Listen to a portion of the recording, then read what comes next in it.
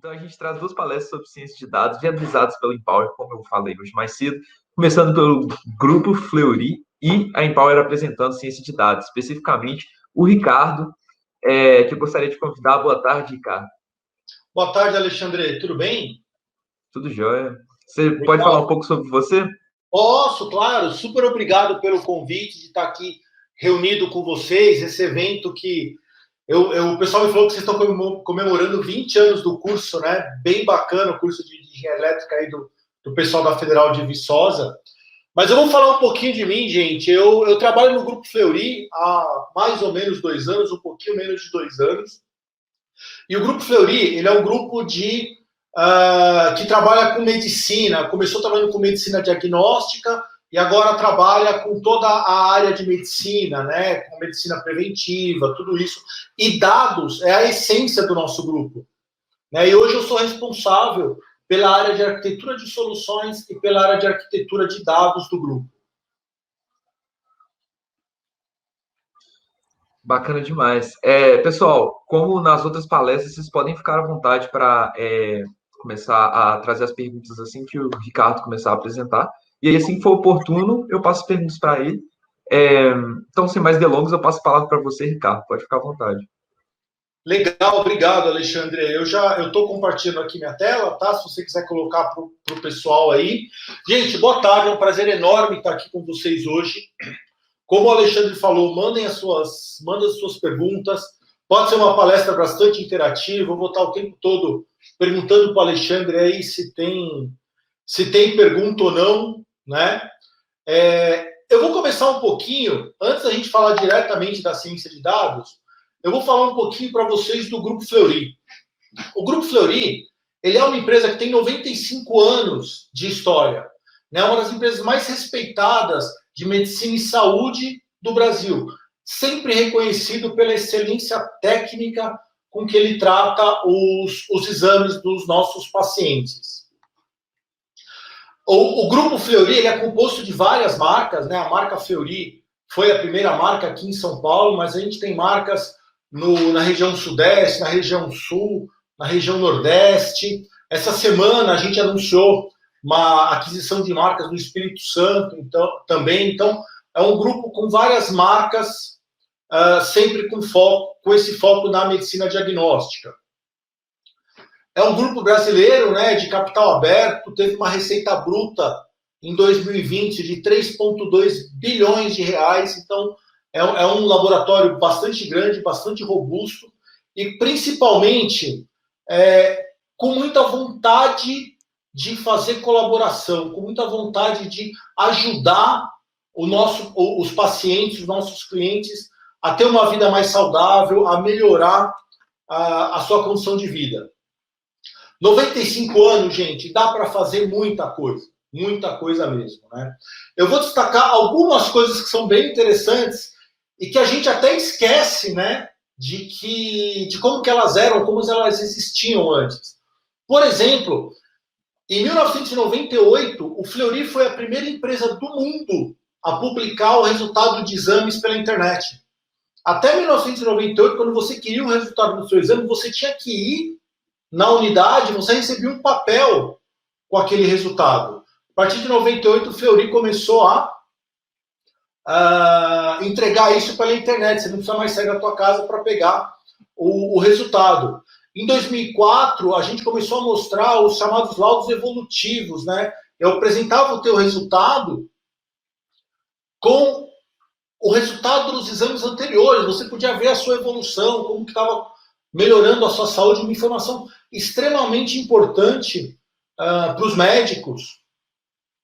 Em 2019, só para fechar o último aqui, o Fleury lançou o primeiro laboratório totalmente digital do Brasil, né? Um laboratório sem unidade física, que vai até a casa do paciente, colher o resultado, tudo isso. A inovação é algo que está no próprio DNA do Fleury, né? A gente está o tempo todo buscando essa forma de se diferenciar no mercado e de ajudar ainda mais o nosso paciente. Tanto que a origem do Fleury veio lá dos médicos fundadores, né? que tinha um vínculo muito grande com a universidade. Estruturamos em 2003 a área de pesquisa e desenvolvimento. Anualmente, o Fleury não apenas elabora exames, ele não apenas executa os exames, como ele cria novos exames, ele cria novos materiais para fazer exame, para fazer diagnóstico. Então, a inovação, ela realmente está no DNA dessa empresa quase centenária, mas que está sempre buscando se reinventar. Naquilo que a gente chamou de inovação 3.0, dentro do nosso ciclo de existência, a criação do ecossistema de inovação, a construção da plataforma de saúde é o diferencial e vai ser o grande guide para os próximos anos dentro do Fleury. 2020, ontem, né? Pouquinho tempo, apesar de ser um ano super diferente para todo mundo, né? Para o Fleury também foi assim. A gente está com a empresa toda, com boa parte da empresa, né? Toda a nossa área corporativa em home office, mas foi uma empresa onde a gente mudou a tradição ou a história de ser exclusivamente uma empresa de medicina diagnóstica para nos tornarmos, de fato, um ecossistema de saúde. Ou seja, hoje eu não apenas faço exames, mas eu ofereço treinamento e formação para os médicos. Eu tenho unidades como o Day Clinic, para que você possa fazer pequenas cirurgias, aquelas cirurgias que você entra e sai no mesmo dia. Genética, né? Então testes de genética para você conhecer um pouco melhor as suas características de saúde. Modelos de saúde para a gestão do plano de saúde da sua empresa, um plano de saúde para que você possa cuidar melhor da sua saúde, um conjunto de marcas, né? O Saúde D, Pupila, Fleury Day Clinic, agora o Fleury Fertilidade, o Somos, que é a nossa marca de genômica, né? Para ampliar essa nossa participação dentro do espectro de saúde. Ufa, 95 anos de história é bastante coisa para a gente falar mesmo, né? Mas vamos falar para o que me trouxe aqui, né? Queria conversar com vocês sobre ciência de dados. O Alexandre comentou, né, do tempo do curso aqui da engenharia elétrica na Federal de Viçosa. Eu fiz engenharia elétrica também, né? A minha formação, eu me formei em engenharia elétrica. Fiz o meu mestrado depois também em engenharia elétrica, mas aí muito mais voltado para a área de machine learning, né? Na época a gente nem falava muito de machine learning. Eu fiz o meu mestrado em redes neurais artificiais. E depois, em 2016, eu concluí meu doutorado, aí sim, na área de machine learning, usando um outro mimetismo, que são os sistemas imunológicos artificiais, que também é um mimetismo do machine learning, para a gente desenvolver técnicas. No meu caso, eu trabalhava muito com a parte de otimização multiobjetivo, né? Como eu pegava um problema e encontrava a melhor solução, a solução que desse o melhor resultado, ou os melhores resultados, porque eu sempre busco muitos objetivos. E para conseguir fazer isso, obviamente, a ciência de dados ela é a base de tudo isso, né? Você ter os dados, você ter a informação disponível é a base de tudo isso. Vocês já estão conversando bastante, né, aqui nesse evento sobre ciência de dados, falaram bastante sobre machine learning, tudo isso. Muito provavelmente vocês já ouviram essa frase do Gartner, né? A informação é o óleo do século XXI, né? Fazendo referência à importância do petróleo no século XX. Mas uma coisa importante que é o analytics, ou o uso daquela informação, ela é o motor de combustão. Ou seja, ela é a aplicação dessa base no mundo real. E permitindo que eu traga, que eu tire, né, que eu obtenha os benefícios daquilo tudo para a minha empresa, ou para o meu projeto, ou para o meu produto. E informação, gente, temos muita informação disponível mesmo, né? O volume de dados, o volume de informação que a gente usa, ela é realmente cada vez maior.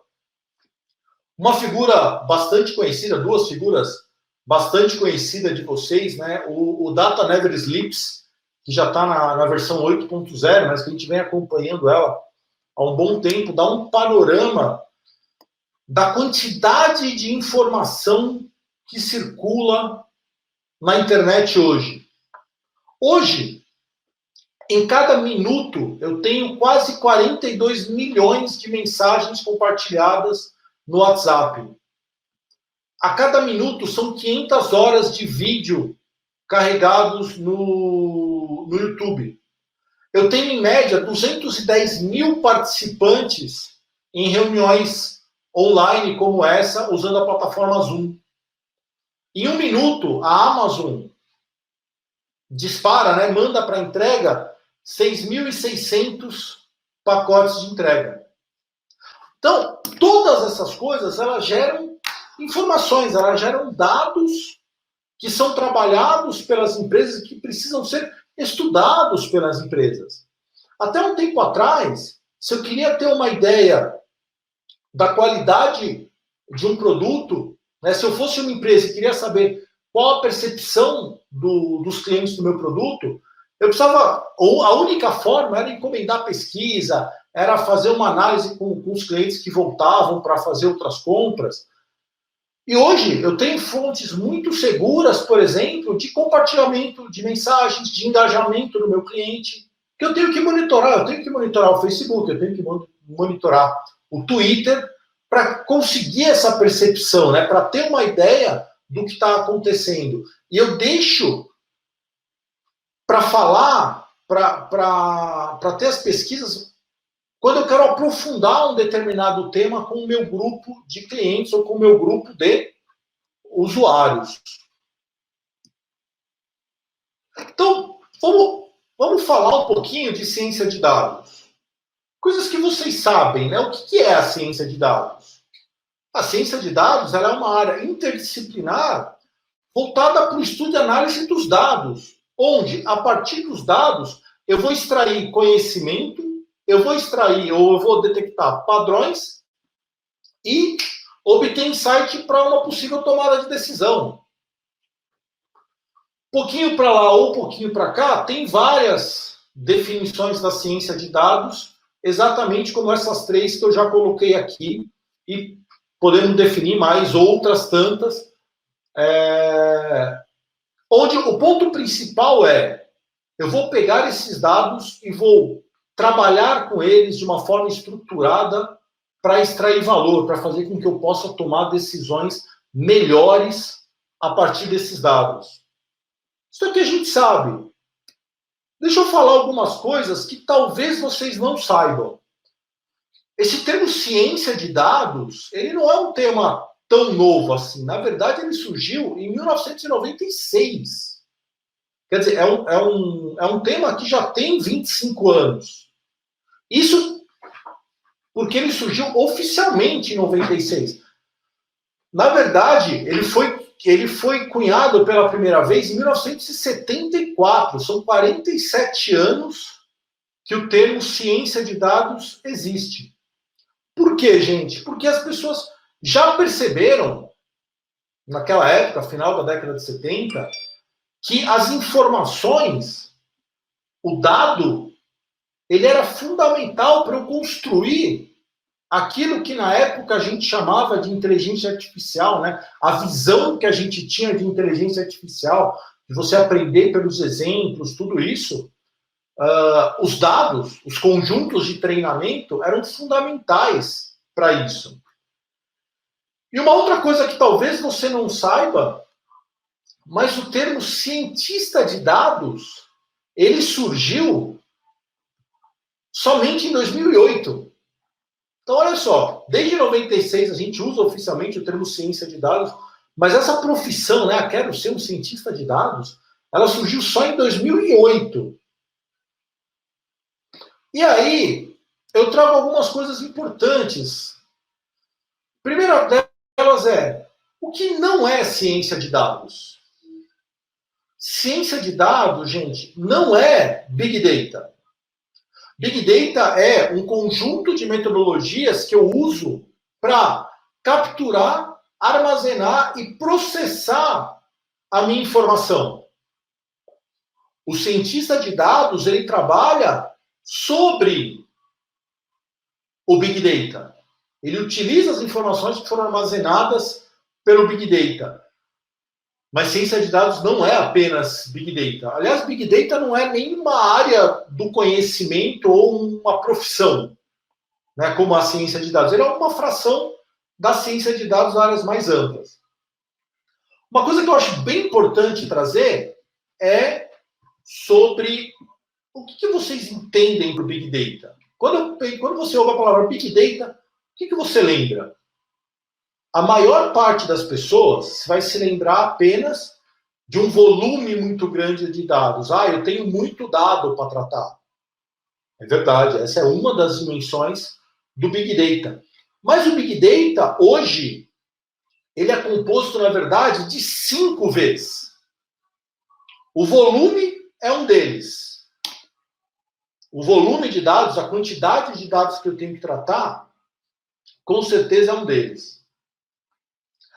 A velocidade com que eu tenho que tratar os dados é outra informação muito importante. Ou seja, eu não só tenho que tratar um volume de dados muito grande, como eu tenho que capturar esses dados de uma forma muito rápida. E preciso dar um endereçamento para eles de uma forma muito rápida. Se você está usando o Big Data, por exemplo, para fazer uma previsão de mercado financeiro, você está ali movimentando ações em operações day trade, tudo isso, as mudanças são muito rápidas. Há 2 dias atrás, 3 dias atrás, a gente teve um anúncio do PIB no primeiro trimestre. Né? Até a hora do anúncio, estava andando o PIB do Brasil, né? Até a hora do anúncio, a bolsa ali estava andando meio de lado. Quando teve o anúncio, começou a subir. Claro, o cenário ficou mais positivo. E se eu tenho um algoritmo que está tratando as transações rápidas, de curto prazo, eu preciso conseguir capturar isso para pegar essa subida rápida. Então, Big Data não é apenas volume. Big Data é velocidade. Big Data é valor. Ou seja, se eu quiser pegar todas as informações, todas elas, disponíveis e tratar, não vai ser possível. Eu tenho que conseguir selecionar aquilo que é importante, aquilo que vai realmente agregar valor para o meu projeto, para o meu produto ou para o meu negócio. Então, eu tenho que selecionar o dado, eu tenho que selecionar a informação em função do valor que ele está disponível. Eu preciso tomar muito cuidado com a veracidade da informação. Será que aquela informação que eu estou consultando realmente é uma informação correta? Será que ela realmente está certa? A quarta dimensão é o quarto V do Big Data.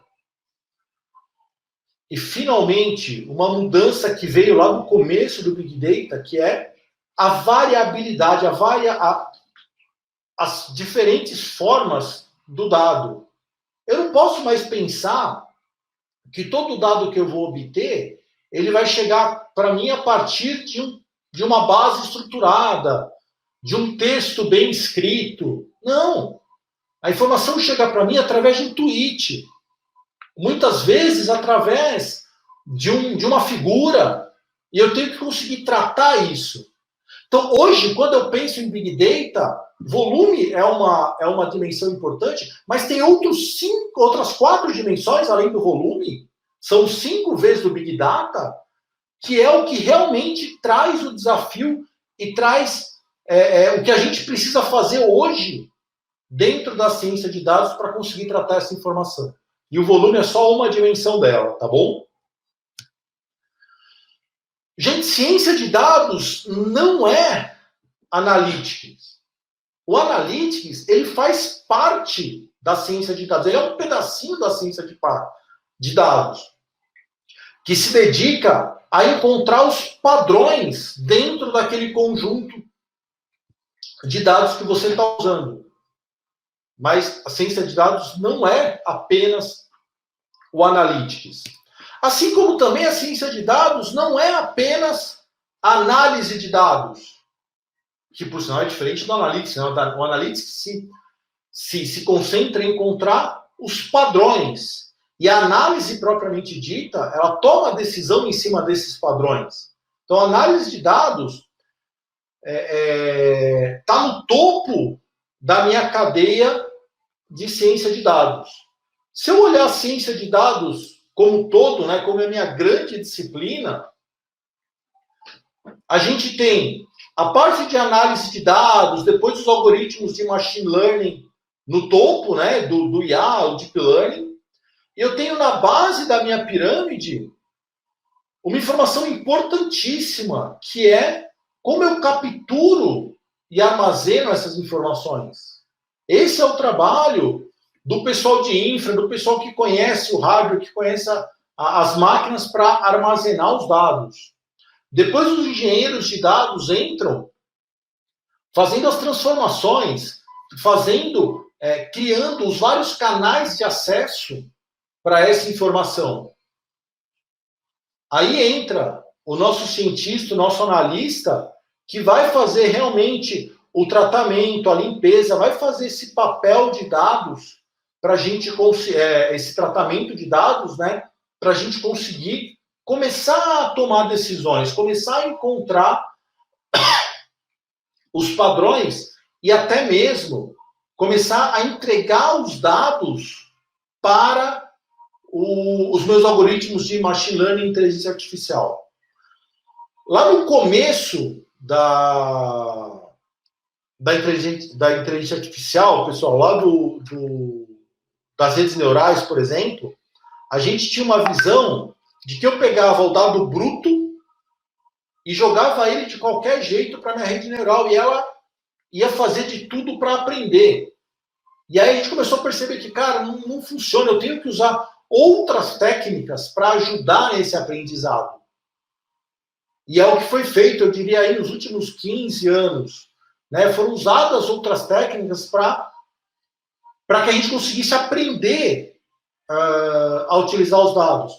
E aí sim, à medida que a computação evoluiu, à medida que eu comecei a ter mais recursos, eu comecei cada vez jogar o dado mais bruto e a minha inteligência artificial refinar ele e tratar esse dado de uma forma cada vez mais, digamos assim, não estruturada. Tá? Mas isso, obviamente, dependendo muito do que eu tinha de poder computacional. Gente, até aqui eu falei um pouquinho do que é a ciência de dados, né? Poxa, por que é uma área que tem tanto interesse hoje? E é muito por causa daquilo que vocês viram, até nas apresentações anteriores, né? As técnicas modernas, mais avançadas de AI, de machine learning, estão baseadas nos dados. Então aí eu pergunto, quais são os grandes desafios da ciência de dados hoje? Quais são os desafios que eu tenho para a ciência de dados? Gente, desafio e problema não falta. É o que mais tem na área de ciência de dados. Né? Desafios do tipo, aonde eu consigo esse dado, e aonde que eu consigo esse dado saudável, esse dado com qualidade? Como que eu consigo tratar o dado saudável, né, o dado com qualidade? Como que eu consigo tratar a multidimensionalidade dos dados? Não adianta eu querer olhar o dado exclusivamente por uma única dimensão. Eu tenho que entender o dado como um todo. Como que eu defino o caminho a seguir? Como que eu sei se eu vou usar uma técnica A ou uma técnica B? Qual a técnica mais recomendada para aquele determinado caso? Como que eu faço para não ser esmagado pela quantidade de dados que eu tenho? Né? A gente ouve falar muito no Data Lake, né? Aquele grande repositório de dados estruturados e não estruturados, que a maior parte das empresas hoje já tem ou está construindo. E eu costumo brincar que, invariavelmente, O primeiro data lake que as empresas constroem acaba virando um data swamp. Quer dizer, ao invés de ser um lago de dados, ele é muito mais um pântano de dados, né? Porque eu vou jogando tudo lá e penso, um dia eu uso. E esse dia nunca chega, porque tem tanto dado que eu não consigo usar, eu sou esmagado por aquela quantidade de dados. Por isso que o dado que eu uso, lembra do quarto V do Big Data, o valor, o terceiro V, na verdade, o valor, né? Eu preciso guardar o dado e absorver o dado que tenha valor, que eu consiga identificar esse valor. E aí eu trouxe, só para a gente conversar hoje, uma primeira discussão, né? O primeiro problema, ou talvez o primeiro desafio que todo cientista de dados se depara. Que é o desafio que diz, ou que é um conceito básico, né? Um princípio básico, que fala que a correlação não é causalidade. Vou tentar explicar isso para vocês. O que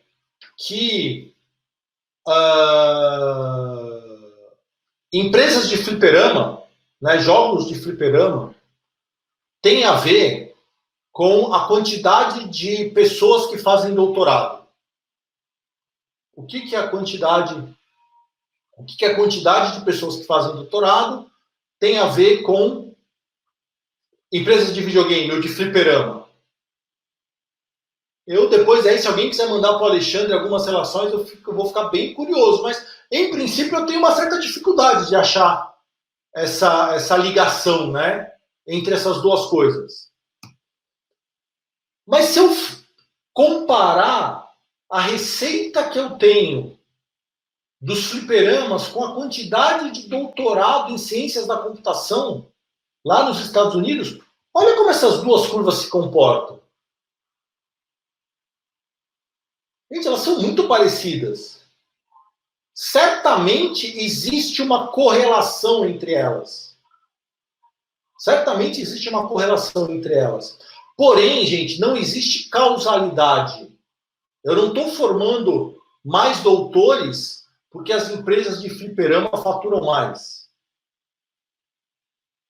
Eu diria talvez o contrário, né? Se a galera está jogando fliperama, talvez tenha menos doutores, não sei. Mas não existe uma correlação, mas não existe uma causalidade. Esse é o primeiro desafio pelo qual o cientista de dados passa. Aquela pessoa que está começando na carreira, ele tende a encontrar causalidade em tudo. Quando, na verdade, é muito fácil, a gente consegue enxergar, a gente consegue buscar correlações. Né? No passado, no final do século XIX, as pessoas encontravam havia uma correlação, aliás, existe essa correlação até hoje, entre o mau cheiro e doenças. As pessoas acreditavam que o mau cheiro causava doenças. Existe uma correlação, mas, na verdade, depois, né, a ciência descobriu que não. O mau cheiro e as doenças tinham uma mesma causa, que eram os germes, ou as bactérias. Mas como eu não sabia, como eu não conhecia, no final do século XIX, a existência desses germes, eu achava que havia uma relação uma causalidade entre mau cheiro e doenças. Esse é o primeiro desafio que todo mundo vai enfrentar na área de ciência de dados. Né? Quando está começando, a gente tem que achar que correlação é causalidade. E por que isso? Pode até parecer maldade minha, gente, mas porque a correlação é algo bastante simples de calcular. Não simples para mim, não vou fazer isso na mão, mas para um computador, identificar o coeficiente de correlação é fazer continha. Então, se eu tiver uma base de dados suficientemente grande, eu encontro correlações nessa base. Eu vou encontrar variáveis que de alguma forma, conseguem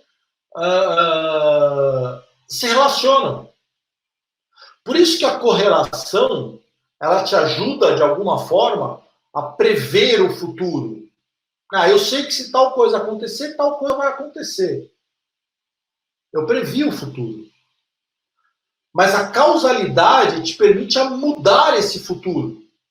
Se eu quiser que a doença cesse, não adianta eu acabar com uma germe, eu tenho que acabar com o germe. Então, é diferente a relação, a correlação da causalidade. E tem até algumas coisas engraçadas que a gente vê ainda hoje em muitos trabalhos, né, e também em muitos projetos, né? As pessoas falam, quando você sabe que o teu machine learning, né, que o teu sistema de machine learning está pronto? Ele fala assim, eu não sei, eu vou mexendo os dados até a hora que eu achar algo que me chama a atenção. Até a hora que eu achei, eu vou mexendo mais um pouquinho para ver se eu acho um resultado melhor. Ou, às vezes, o que é pior, eu vou mexendo até ele me dar o resultado que eu quero. Isso é muito complicado. E para desfazer totalmente essa história, tem um livro bem legal do Tyler Vigen, que chama Correlações Espúrias. Aquele exemplo que eu passei do Felipe Peroni, do doutorado, ele vem desse livro. Ele relaciona variáveis que não têm absolutamente nada a ver, mas que tem uma correlação muito forte. Esse talvez seja o primeiro grande desafio que todo cientista de dados tem, né? Separar o que é correlação do que é causalidade. Tem mais desafios, tá, gente? Tem mais desafios. Eu não sei, Alexandre, se tem alguma questão já, alguma dúvida do pessoal, mas tem mais desafios aqui para a gente na área de ciência de dados. Então, vou só aproveitar o gancho. O Rafael tinha perguntado há um tempo atrás já. Boa tarde. A Fleury tem algum plano de expansão para a região norte quando você está falando sobre os 95 anos do grupo? Legal, Rafael. A expansão geográfica é algo que faz parte do planejamento do Fleury. A gente já tem algumas marcas do Maranhão, tá? Então, o Fleury realmente tem feito um trabalho de expansão geográfica, sim.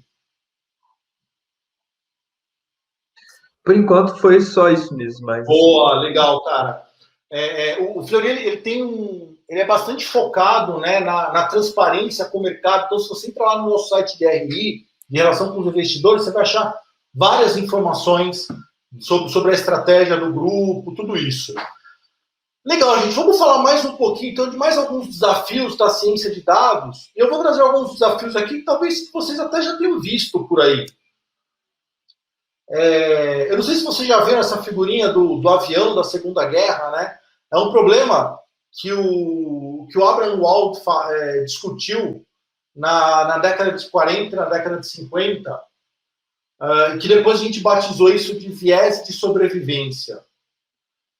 O problema basicamente era assim: o exército ele olhava os aviões que voltavam da batalha e aonde esses aviões tinham tomado tiros.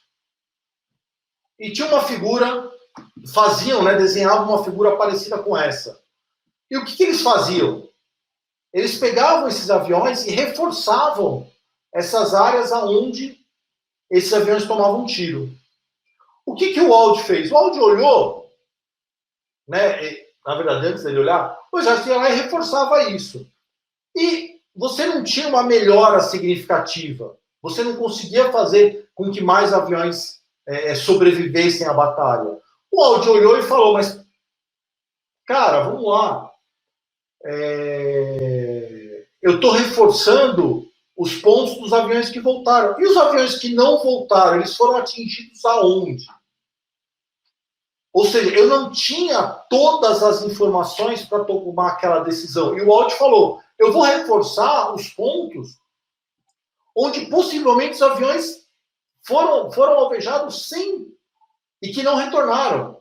Então, principalmente na época, eram aviões a hélice, turbo-hélice, eu vou reforçar os motores, porque o avião que toma um tiro no motor não volta. E aí, você começou a ver uma melhora no índice de retorno. Então, muitas vezes, a informação que você busca, ela não está nos dados disponíveis.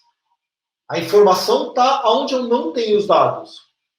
É o que a gente chama de viés de sobrevivência, é uma outra característica extremamente, é uma outra raciocínio, né, uma outra técnica que a gente usa dentro da ciência de dados para entender aonde está a informação que a gente quer, né? O pessoal às vezes brinca, eu tenho dados, o dado vira informação. Muitas vezes a informação está na ausência dos dados. É um desafio. Um outro desafio bastante interessante é o que a gente chama de paradoxo de Simpson, ou eu tomar um certo cuidado com o tratamento dos dados agrupados. Esse é um trabalho já bastante antigo, mas que fala do tratamento, de 2 tratamentos diferentes para cálculo renal. Então, eu tenho aqui o tratamento A e o tratamento B. E, para pedras pequenas, o tratamento A é melhor que o tratamento B. Tem um índice de sucesso de 93%, para o tratamento B, 87%. E para pedras grandes, também. Para pedras grandes, o tratamento A também é melhor que o tratamento B. Só que a hora que eu agrupo esses dados, ou seja, a hora que eu junto os 2 resultados, o tratamento B tem um índice melhor do que o tratamento A. O tratamento B tem sucesso em 83% dos dados, enquanto o tratamento A tem apenas 78%. Por quê? Porque eu estou agrupando dados que, apesar de serem dados agrupáveis, não estou cometendo nenhum erro crasso aqui, esse agrupamento ele me gera uma visão errada. Ele pode me levar a conclusões erradas. Por isso que o cientista de dados é um cara que está o tempo todo se perguntando, mas será que é realmente isso que os dados querem me dizer? Eu simplesmente receber uma informação de que o tratamento B é melhor do que o A é suficiente? Qual foi a metodologia? Como que esses números... Qual a relevância daqueles dados? Então, muito cuidado com o tratamento de dados agrupados. Eu tenho outro exemplo que eu gosto bastante, que é um exemplo que a gente usa quando vai fazer estudo, por exemplo, de parques de diversões urbanos. Eu montei um parque de diversão ou uma área de diversão, um parque dentro de um shopping ou numa praça, alguma coisa assim. E a pessoa fala, qual é a idade média do público? A idade média do meu público é 30 anos. Então você dimensiona todo o parque para 30 anos ou 35 anos.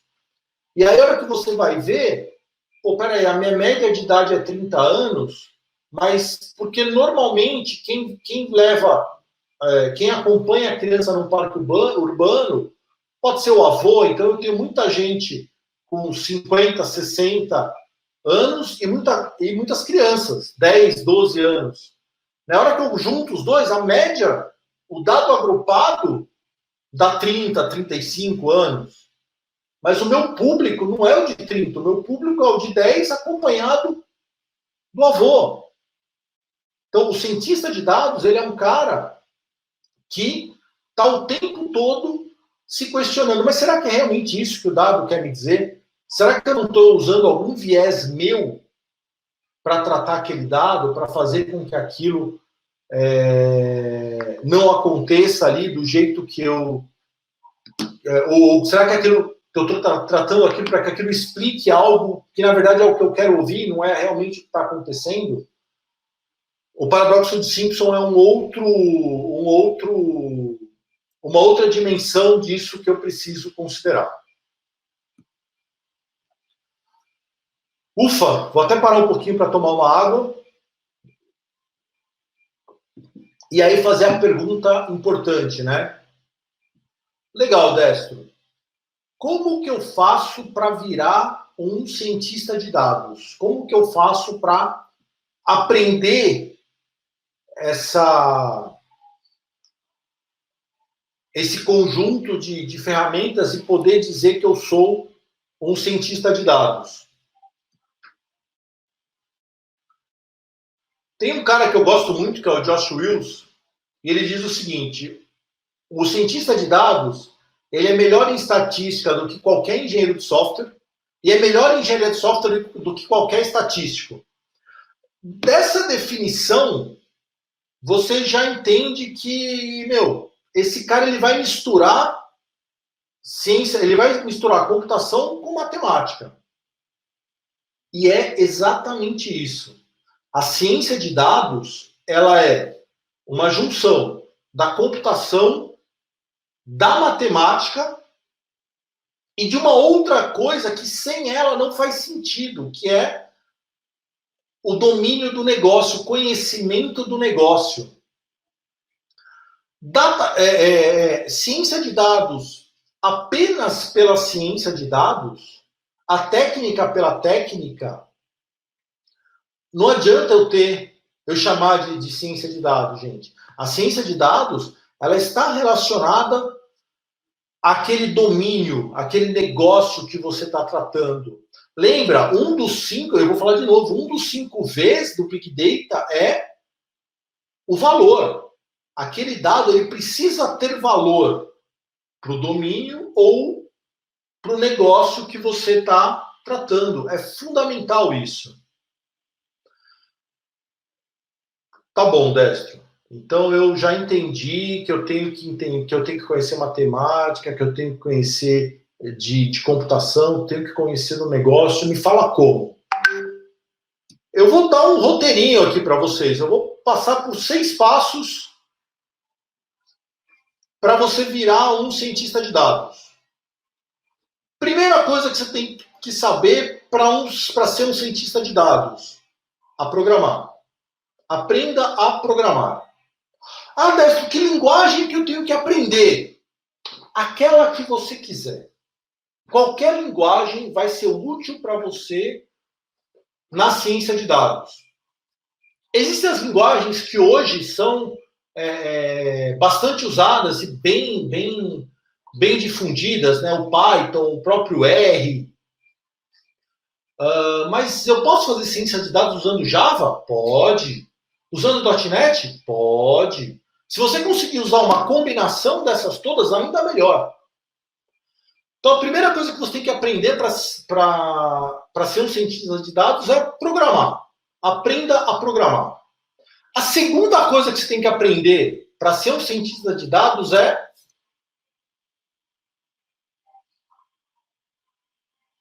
programar direito. E algumas pessoas ficam bravas quando eu falo isso. Gente, o cientista de dados, ele é um cara que programa e que programa bem. Ele é um cara muito preocupado com performance, ele é um cara muito preocupado em utilizar e explorar os melhores algoritmos. Ele tem que ser um cara muito preocupado com segurança. Segurança não é um negócio que você simplesmente anexa no teu código. Segurança é um negócio que nasce junto com o seu código, que você trabalha na segurança junto com o seu código. Você desenvolve a segurança dentro do seu código. Quando você for programar, aprenda a usar padrões de projetos, os famosos design patterns. Aprenda sobre arquitetura. Aprenda o que é uma arquitetura hexagonal, o que é uma arquitetura de microserviço, o que é uma arquitetura de service mesh. São coisas que você vai precisar usar. Quando você chegar no mundo real, você vai usar muito DevOps. Né? Ferramentas onde você consegue juntar o teu processo de desenvolvimento com a tua operação. É fundamental. Então, não limite o seu aprendizado na programação não, eu vou pegar um livro de Python e vou aprender Python até o último fio. Não, aprenda Python, mas aprenda Python. Aprenda a usar o Python dentro do mistério de DevOps, com as ferramentas de DevOps, a colocar ele dentro de um Docker, dentro de um Kubernetes. Aprenda não apenas a linguagem, aprenda realmente a programar tudo. Tudo que eu digo dentro de todo o espectro da programação. Terceira coisa, se você quiser virar um cientista de dados. Ah, é verdade, né? Pô, eu estava esquecendo, banco de dados. Tem que saber de banco de dados também, né? Ah, Destro, qual? Aquele que você quiser, assim como a linguagem de programação, aprenda sobre o banco de dados que você quiser. Pode ser SQL, pode ser Mongo, pode aprender sobre os bancos de Big Data, o Hadoop, sobre engenharia. Sempre que você tiver... A hora que você aprender todos os outros vão ficar muito mais fáceis. Muito mais fácil do que, por exemplo, quando você usa, do que quando você aprende a sua linguagem de programação. Então, aprenda bem a trabalhar com dados, a fazer os seus scripts, a fazer as suas rotinas, a fazer os seus deploys nas bases de dados. Você vai se preocupar muito com a questão de performance, né? Eu acho bem divertido quando as pessoas falam assim: ah, não, eu fiz aqui a minha rotina, aí, ou a minha PROC, ou a minha codificação, depois alguém se preocupa com o tuning do banco de dados, com o ajuste dele, com a performance dele. Cara, as coisas elas estão totalmente interligadas. Você precisa ter as noções, você precisa saber construir os teus algoritmos, as tuas buscas, de uma forma efetiva, de uma forma que seja performática. E aí sim, a galera do hardware vai conseguir fazer o tuning usando as boas práticas. Se você tiver um código ruim, se você tiver uma estrutura ruim, não há tuning que resolva o seu trabalho, a sua performance. Pô, legal, Destro, aprendi a programar direito e sem usar banco de dados. Tô pronto para ser um cientista de dados. Você quer ser um cientista de dados, gente? Aprenda matemática e estatística. E normalmente, quando eu falo isso, é a hora que a galera desiste, né? E desiste por uma razão bem justa, eu acho. Que é assim, cara, até hoje eu ainda não usei o B ao quadrado menos 4AC, até hoje eu não usei a fórmula de Bhaskara, por que eu vou ter que aprender matemática? Você vai ter que aprender matemática porque as ferramentas da ciência de dados são totalmente baseados naqueles conceitos básicos. Eu comentei com vocês, né, do meu doutorado, que foi em otimização multiobjetivo, utilizando o machine learning. Você achar o máximo de uma função, da função de segundo grau que vocês estudaram, é uma otimização. Né? Aí eu peguei esse máximo, transformei esse máximo, ou esse conceito, né, no conceito de máximo ou de mínimo local, que é um problema das redes neurais, e depois eu fui me aprofundei neste processo de otimização, mas a essência estava ali.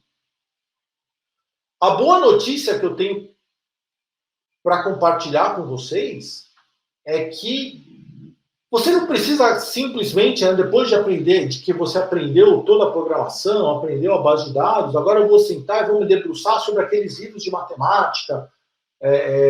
Você não precisa fazer isso, você não precisa fazer desta forma. Você pode aprender a matemática junto do teu processo de aprendizado da ciência de dados. Então, você pode aprender estatística com um livro de estatística para a ciência de dados, aprendendo a programar. Pô, eu particularmente, por exemplo, eu aprendi R. Eu aprendi ciência de dados, eu aprendi R, né, quando eu estava estudando uma parte de ciência de dados. Ou seja, não é que eu parei e falei, agora eu vou aprender R, não. Eu aprendi o R aplicado para a ciência de dados. E cada vez que eu tenho um desafio novo, eu vou lá e busco aplicar aquele conhecimento que eu tive, que eu tenho, em cima de algo novo, de algo diferente. Não é que eu vou sentar e vou sair, né? Agora eu preciso aprender sobre Antes de fazer mais nada, eu vou aprender sobre SVM, Support Vector Machines. Não. A hora que eu me deparar com um problema e eu ver que as ferramentas que eu tenho não são suficientes, eu vou buscar e vou aprender essa nova matemática. Ela é um processo bastante incremental de aprendizado. Outra coisa, o aprendizado que você pode ter da matemática, nesses casos, ele pode ser um aprendizado aplicado. Aplica, não você não precisa começar pela matemática. Começa pelo problema. Existem várias bases de dados hoje que estão disponíveis para a gente aplicar o nosso conhecimento. Eu trouxe 3 aqui que são bem bacanas, né? Uma delas é o dataset do Google de imagens. Então, se você gosta da parte de visão computacional, se você gosta da parte de identificação de padrões, o Google disponibiliza para a gente o Landmarks Dataset, que você pode pegar toda a base deles e aplicar os seus algoritmos, entender aquilo que você já sabe fazer, aquilo que você não sabe fazer. Tem o dataset do Tracking Covid, com informações do mundo inteiro sobre a pandemia do Covid-19. Se você baixar o RStudio, por exemplo, você tem rotinas prontas que já se conectam nessa base, trazem informação, e aí você vai aplicando isso aos poucos, você vai desenvolvendo os seus conhecimentos de matemática aos poucos para resolver cada um dos seus problemas. A UCI, ela tem um repositório de Machine Learning bem legal também, desde probleminhas super simples, probleminhas simples de serem tratados, mas que você consegue desenvolver os conceitos passo a passo, conceitos de média, depois conceito de análise de componentes principais. Então ele tem o UCI tem um conjunto de repositórios, um conjunto de datasets que vocês podem utilizar como ferramenta para aprender.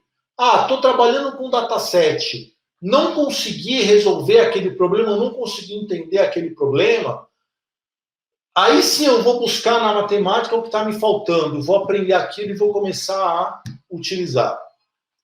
Ou seja, não vamos nos assustar logo de cara, né, achando que, poxa, tenho que aprender matemática antes de ser um cientista. Não. Eu vou, à medida que eu vou me deparando com novos problemas, eu vou aprendendo coisas novas também.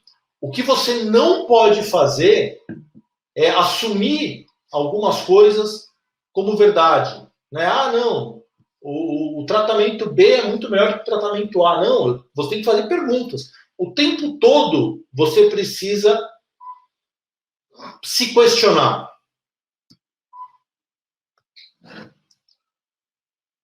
Pô, legal, ó, já aprendi a programar bem, aprendi base de dados, aprendi a matemática, ou pelo menos boa parte da matemática.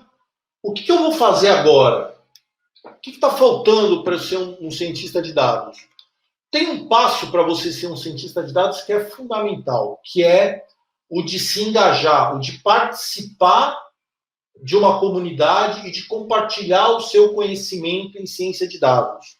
Sabe por quê, gente? Porque é uma área que está em constante construção. A gente está o tempo todo encontrando novas formas de resolver um problema ou novas formas de identificar padrões. Então, você participar dos hackathons, e tem uma infinidade de hackathons, né? Eu trouxe aqui 4 ou 5 exemplos de hackathons, até que já aconteceram, mas você tem hackathon de saúde, você tem hackathon de governo, o pessoal da Amazon promove vários hackathons. Participe dos hackathons. Uma coisa muito comum que eu ouço as pessoas falarem é assim, mas eu vou entrar nesse hackathon, mas eu não vou ganhar o hackathon. Sim, se você entrar no hackathon querendo ganhar, com o objetivo de ganhar, você já entrou errado. Você entra no hackathon com o objetivo de aprender, de compartilhar. Se você ganhar, vai ser show. Né? Mas a ideia do hackathon é você se desafiar. É você, naquele momento, encarar um problema fim a fim e conseguir gerar valor para aquela comunidade. Quando você fizer isso, você vai estar um pouquinho mais perto de ser um cientista de dados. O hackathon é uma oportunidade fantástica para você trocar informação, para você conversar. Quando a gente fazia os hackathons presenciais, né? Tinha uma galera que, não sei lá, como que eu vou chegar lá? Eu não conheço ninguém. Chega lá, gente, sem conhecer ninguém.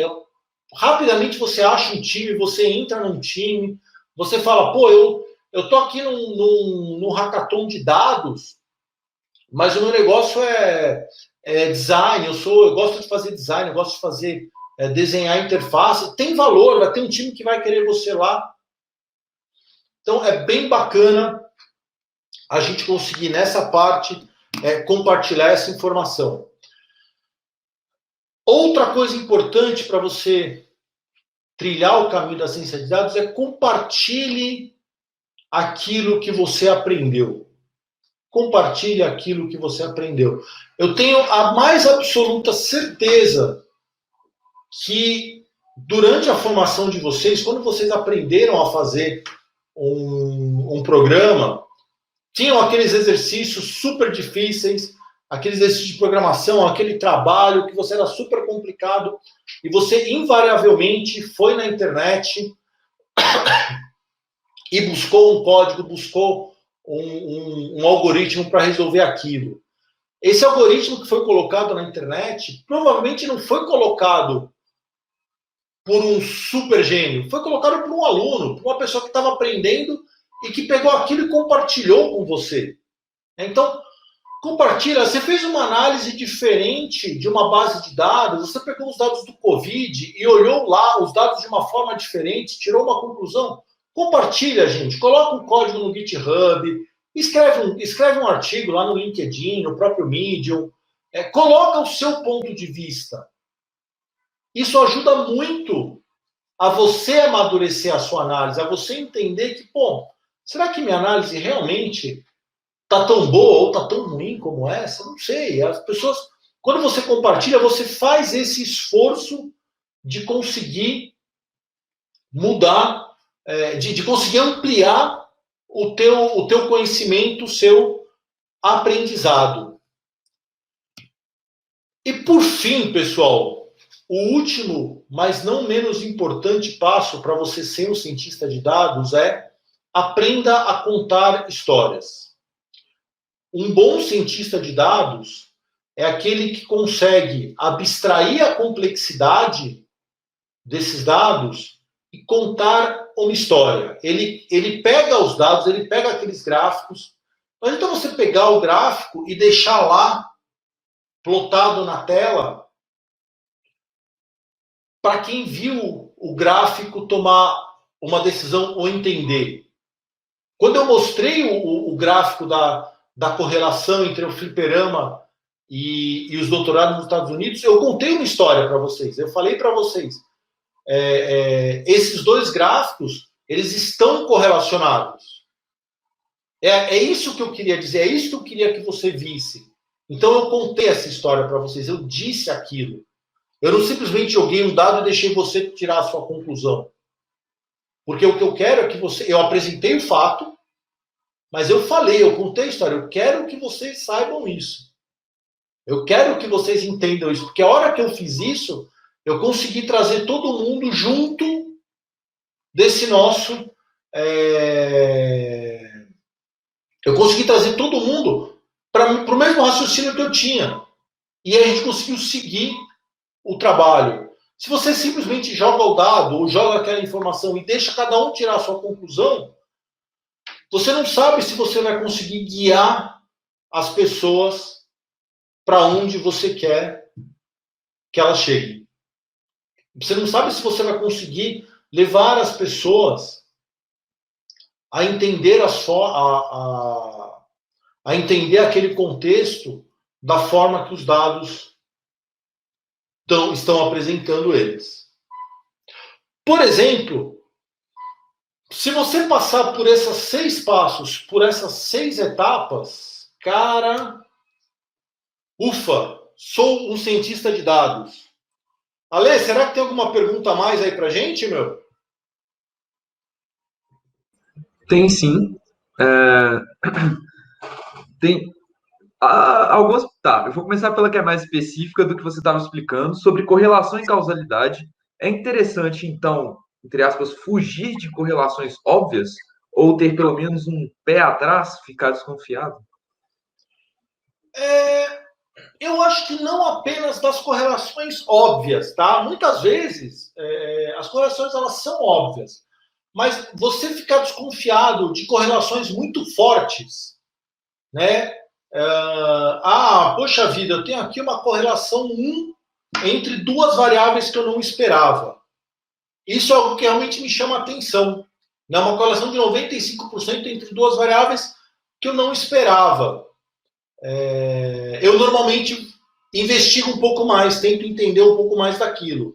A gente precisa tomar um certo cuidado para não começar também a questionar tudo, né? Não questionar o óbvio.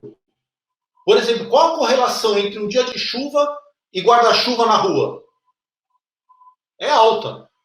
E eu não vou ficar questionando muito isso. Então, precisa tomar um pouco de cuidado só para não ficar, muitas vezes, questionando algo e no final do dia você se pergunta, mas esse questionamento tem valor? Se ele tiver valor, vai atrás. Se ele não tiver valor, for um questionamento mais profundo, né? For um questionamento mais retórico, né? Como a história do fliperama e do doutorado, né? E a correlação existe, uma correlação forte. Mas por quê? Não é o caso de eu ir atrás daquilo, tá bom? Legal. Beleza, bacana. Mais alguma, Lê? Tem sim. Boa. O Guilherme pergunta: existe alguma plataforma ou curso que você recomenda para o estudo de estatística direcionado à ciência de dados? Acho que casa um pouco com aquilo que você estava falando. Você comentou mais de livros, e eu achei bastante interessante, mas. Cara, tem vários, tá? Eu coloquei ali, eu coloquei no slide anterior ali alguns livros que são bem aplicados nessa esse estilo de estatística para ciência de dados, são bem legais. Tem muito curso. Eu, particularmente, gosto bastante dos cursos da Coursera, que eles misturam muito bem a parte da matemática com a parte com a parte da programação, né? Então acho que eles têm uma formação bem bacana. Uma coisa que eu gosto muito, tem várias universidades já que elas disponibilizam no ambiente aberto determinadas disciplinas. Né? Então, eu gosto, né, por exemplo, poxa, faz tanto tempo, eu não me lembro lá, sei lá, de alguma determinada fórmula de cálculo 1. Eu gosto de entrar em algumas universidades, eu vou lá e pego o curso de cálculo, né, que eles fizeram na estação passada, eu dou uma relembrada, olho o material. Então, eu particularmente gosto bastante dos cursos de ciência de dados da Coursera e das grandes universidades, do MIT tem, Oxford tem. A disciplina, né, as aulas que os alunos fazem estão lá disponíveis. Eu uso bastante esse material, tá bom? Bacana demais. Inclusive, o Gabriel Calassi tinha perguntado mais cedo, falou que, opa, Coursera, sou discípulo de Andrew Ng, desculpa. Mais uma pergunta.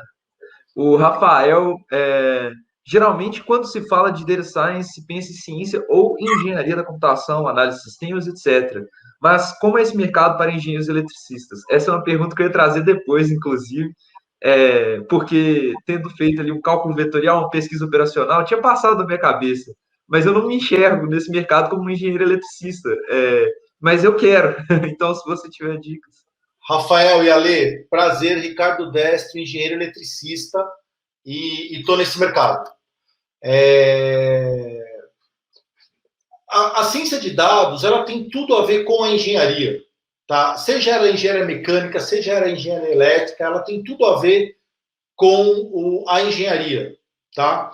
A questão que eu vejo dessa certa predileção pelo pessoal da ciência da computação, da própria engenharia da computação, é porque esses caras eles acabam tendo uma base um pouco maior de programação.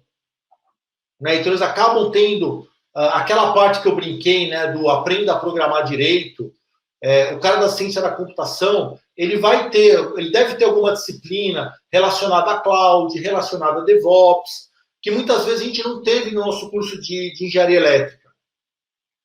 Então, por isso que a gente acaba lembrando mais desses caras.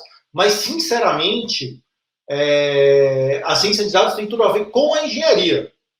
Né? E vai do seu desafio de querer aprender muito mais essas coisas. O cara da ciência da computação, por exemplo, ele não tem uma base física que o engenheiro eletricista tem.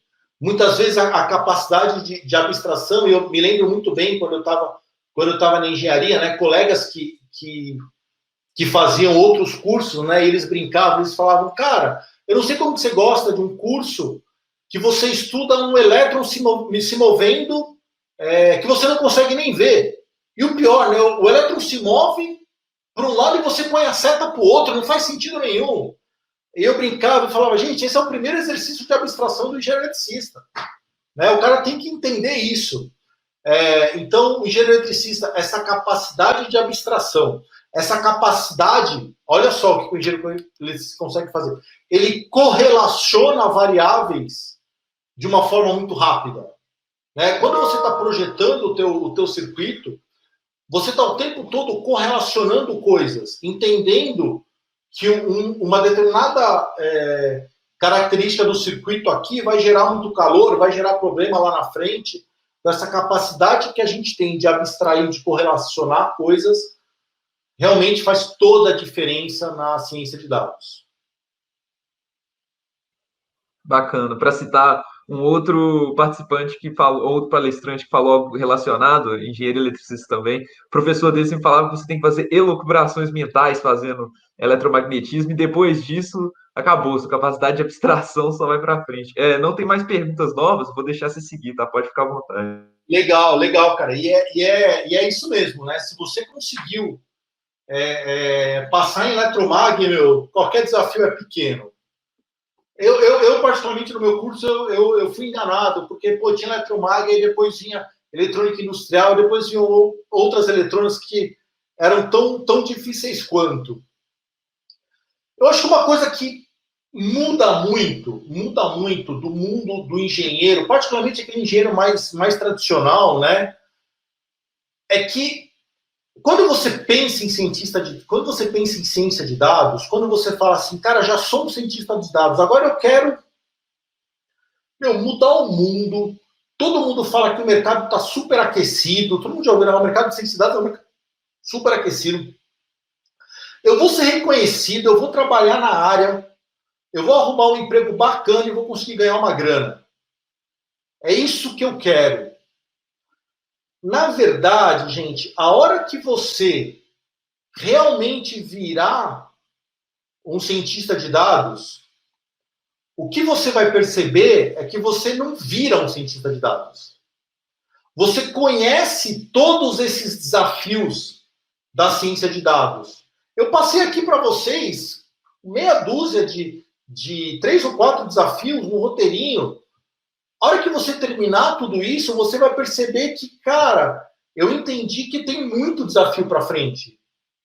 E eu quero continuar aprendendo. É isso que eu quero fazer. A hora que você achar aquele desafio e você fala, eu quero continuar aprendendo, eu quero me aprofundar nisso, aí você vai começar a acelerar esse teu crescimento e esse teu desenvolvimento. Por que eu digo isso para vocês? Por que eu falo isso para vocês? Esse daqui, gente, é o que a gente chama de landscape, né? É o conjunto de ferramentas computacionais que a gente tem pensando no mundo de dados. Pensando no mundo de dados. Cara, ninguém aqui, em sã consciência, pode falar, não, eu conheço todas elas. Eu sei, não falo nem coisa, eu sei exatamente o que cada uma delas faz, o potencial que cada uma delas faz. Não dá. Eu estou o tempo todo aprendendo. O que eu fiz e o que eu aprendi com a ciência de dados o tempo todo foi continuar aprendendo, continuar a me desenvolver. Hoje, né, você está numa empresa, por exemplo, que usa as ferramentas da Click para fazer visualização. Amanhã você vai estar numa empresa que vai usar o Power BI. E aí você vai falar, não, eu não vou trabalhar nessa porque essa não usa Click, só usa Power BI. Essa discussão não faz sentido. Essa discussão ela fazia sentido há 20 anos atrás, né? Há 20 anos atrás a gente discutia a galera do Java, a galera do .NET, a galera do Windows, a galera do Linux. Essa discussão, gente, não faz mais sentido. Né? Óbvio, é evidente que eu tenho as minhas preferências, é evidente que eu tenho aquilo que eu acho mais legal, aquilo que eu gosto de trabalhar melhor, aquilo que eu aprendo com mais profundidade. Mas eu tenho que estar aberto sempre ao continuar aprendendo. Eu não posso ficar limitado a uma ferramenta. É óbvio que algumas pessoas adoram a parte de visão computacional. Outros vão adorar a parte de arquitetura, de DevOps. E você vai conseguir construir tudo isso e gerar uma base de conhecimento extremamente importante e relevante para você.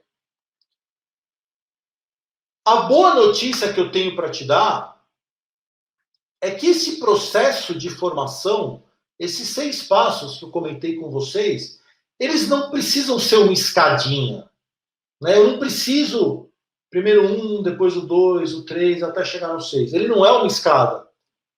Ele é um processo que a gente vai chamar de interativo e incremental. Eu vou, a cada novo desafio, a cada nova interação, aprendendo alguma coisa a mais. Se eu falar hoje para você, cara, você tem que aprender sobre SVM, sobre Support Vector Machines, você vai falar, cara, não faço ideia do que seja isso, você vai ficar lendo um monte de livro. Enquanto você não pegar um problema de classificação que seja necessário usar SVM, ou que SVM realmente possa te ajudar, não precisa gastar tempo aprendendo isso. Vai gastar tempo, não. Invista seu tempo aprofundando o teu conhecimento em algoritmos. Aprenda a fazer um algoritmo mais estruturado, mais eficiente. Uma área muito legal, né? Uma área que eu gosto bastante, apesar de não trabalhar com ela mais hoje, é a parte de visão computacional. E existem alguns algoritmos hoje de visão computacional que você já deve ter visto aí no YouTube, né? Aqueles vídeos que ele vai seguindo uma pessoa numa imagem, coloca um quadradinho, a pessoa vai andando, ele vai interagindo com aquilo, né? Pô, existe uma rede neural, né? Na verdade, uma rede neural profunda, né? Uma Deep Neural Network, que faz isso, que treina tudo isso. E você pode começar a aprender, você pode começar a usar ela agora, não tem problema nenhum. Mas a hora que você tiver um problema, onde você realmente precise daquela Deep Neural Network, você vai entender não só o uso dela, como você vai também entender quando não usar ela. Porque para você usar a Deep Neural Network, existe um consumo computacional gigantesco, consumo computacional muito intenso. E você fala, será que realmente eu preciso dela para resolver este meu problema? Né? Você tem que usar o algoritmo correto para resolver o problema correto. Então, à medida que você vai se expondo, à medida que você vai trocando ideia e trocando conhecimento com as pessoas, você vai amadurecendo esse aprendizado e vai se expondo a problemas cada vez mais complexos. O grande cientista de dados, ele é um cara que está o tempo todo aprendendo e está o tempo todo se desafiando, está o tempo todo fazendo novos questionamentos e buscando novas formas de resolver os problemas. E é um cara também que está o tempo todo compartilhando as informações, é um cara que está o tempo todo disponibilizando para as outras pessoas aquilo que ele fez. ele coloca lá o repositório, ele vai montando o portfólio de dados deles, né?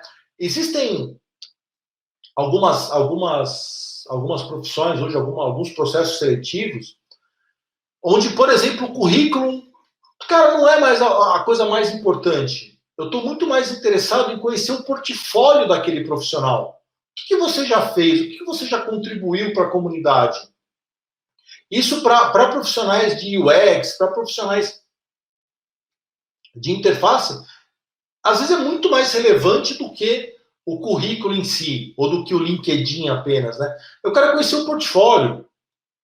Para o cara de ciência de dados, cara, como que você está, o que você está estudando, o que você está trabalhando, por exemplo, da pandemia do Covid agora, né? Tem tanto trabalho legal, tanto trabalho interessante para ser discutido nessa área. Será que você está construindo, você está desenvolvendo alguma coisa? A cada interação, a cada projeto, você tem a oportunidade de aprender um negócio diferente, de fazer algo novo, gente. O cientista de dados, a pessoa que se interessa pela ciência de dados, ele é uma pessoa que está continuamente aprendendo. E com isso, gente, eu digo muito obrigado, agradeço imensamente o pessoal do centro acadêmico aí, o Alexandre, o Gabriel, galera da Empower, pela oportunidade de conversar com vocês. Deixo aqui o LinkedIn do Grupo Fleury para vocês conhecerem a empresa, entenderem um pouco mais dos desafios que a gente faz. O Grupo Fleury, eu falei para vocês, é um conjunto de marcas. Conheçam também a Saúde ID, que é a nossa plataforma de saúde. Conheçam o Fleury Labs, que é o nosso braço digital, que faz os novos produtos digital. E fico aí aberto, Alexandre, para qualquer dúvida, qualquer pergunta adicional que vocês tenham. Fiquem absolutamente à vontade para me fazer. Obrigado, gente. Valeu. Nós que agradecemos. Já mandei aqui para o pessoal perguntando se eles têm mais dúvidas. Por enquanto, a gente já tinha tirado as dúvidas que tinha até agora.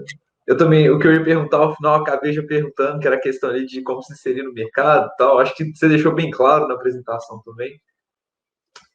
Vou esperar Legal. mais um pouco aqui. Eu ia perguntar, inclusive, você trouxe alguns, como eu posso falar, recursos de forma geral para a gente praticar, né? Construir portfólio, mas eu queria saber como está a questão do Kaggle, se já virou batido ou se competir no Kaggle ainda é coisa nova, ainda é uma, como posso dizer, um diferencial de verdade. Cara, é um diferencial. Eu acho que é uma oportunidade para você não só competir, mas para você compartilhar, para você aprender a trabalhar em equipe. Eu não acho que é algo que passou, não vale mais a pena, não. Eu acho que é algo realmente que continua valendo. Eu acho que tem uma questão também, Alexandre, do objetivo, né? O que eu acabo percebendo dos hackathons hoje é que a gente tem um conjunto de objetivos muito claro, e isso ajuda demais na tua formação, né? Porque, cara, eu tô aqui num hackathon de saúde, vamos discutir sobre produtos de saúde, tô aqui num hackathon de logística, então isso dá um gasto bastante grande dentro da sua formação. Entendi, legal demais. Isso também é animador. É, bem, por enquanto a gente tem novas perguntas, então acho que a gente vai ficando por aqui, até porque, né, passou um pouquinho do horário que a gente tinha combinado com você, mas eu agradeço a disponibilidade, agradeço Imagina. por ter flexibilizado o horário. É, e você tem alguma consideração final que você gostaria de fazer? Eu acho que no mais a gente fica por aqui. Legal, cara. Eu de novo agradeço imensamente ao pessoal do CA. Muito legal fazer parte aí da comemoração dos 20 anos de curso. Eu sei que dá um trabalho enorme organizar esses eventos, então tem um desafio bastante legal. Gente, a minha mensagem ela é extremamente otimista, né? Para quem curte ciência de dados, para quem está afim de fazer essa jornada, mas vai com o intuito de querer aprender, de querer construir e de querer compartilhar. Todo o resto vai ser uma consequência disso. Hoje, cada vez mais, a gente valoriza as pessoas que se interessam por compartilhar esse conhecimento. A era onde eu aprendi alguma coisa, deixava aqui guardadinha e aplicava, não existe mais. Hoje é uma época realmente de compartilhar, de construir juntos. Eu acho que essa é a mensagem principal. Super obrigado aí ao pessoal do CA, pessoal da Federal de Viçosa. Em breve nos encontramos, se Deus quiser. Se Deus quiser, até mais. Obrigado, boa tarde. Obrigado, um abraço.